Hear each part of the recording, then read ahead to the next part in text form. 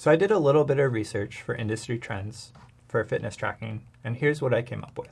According to Mayo Clinic, there are a handful of benefits of regular physical activity. Exercise can help you to control your weight, whether you have a goal related to lose, maintain, or gain weight. Regular exercise can also help to prevent or manage many different types of conditions, including stroke, high blood pressure, and depression and anxiety. Physical activity can cause endorphins to be released, which can leave you feeling happier and more relaxed. And physical exercise also helps to boost your self-confidence.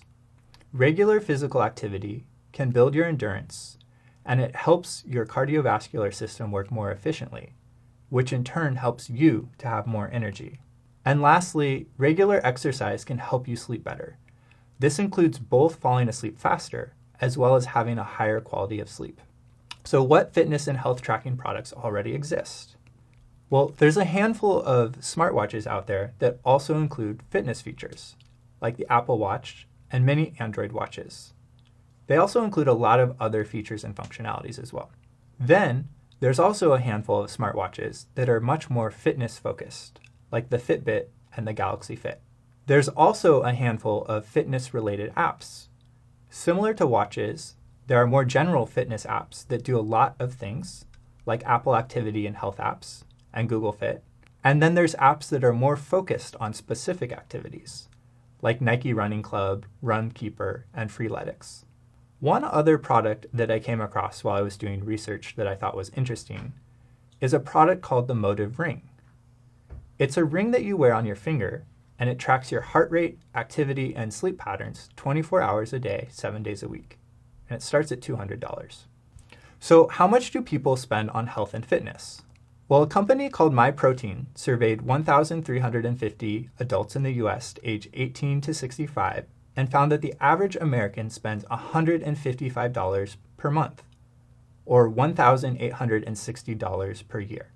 When you break this down, they found that people on average spend $56 a month on health supplements, $35 a month on clothing and accessories, $33 a month on gym memberships, $17 a month for healthy meal plans, and $14 a month for trainers.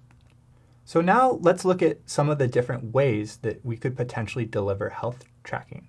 One option would be to build specific hardware, like a watch, that users would wear in order to track their health. The other option would be to create an app that users can download on their phone to track and record their health and fitness. But there's also an in-between where we could create an app that could run on an existing watch in order to track fitness. So let's look at the pros and cons of these three different methods. There were three different things that I wanted to look at when thinking through pros and cons. The first was investment. How much effort will it require to build this product? The second is ease of use for the user. What will be the best experience for the user with the least amount of effort on their part? And lastly, market. How big is the market if we were to enter it? For investment, building any type of hardware is a huge investment and requires a lot of expertise across a number of skill sets. Building an app for a watch or a phone, though, isn't quite as complex. In terms of ease of use, how much effort does the user have to put in to use the product in order to get the most out of it? With hardware, it's fairly effortless. As long as the user is wearing it, there's nothing extra that they have to do to get the product to work. With a watch app, there's some minor friction, but if the user's wearing the watch, all they really need to do is open the app. And with a phone app, there's more friction because the user has to have their phone with them while exercising and they have to open an app.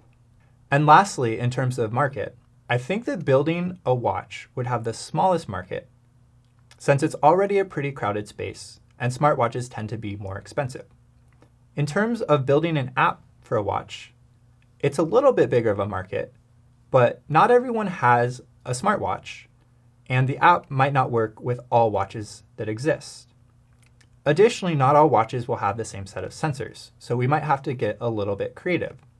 And lastly, building an app will have what I think will be the largest market, because it's something that most people already have, and they'd be able to download and use our app immediately.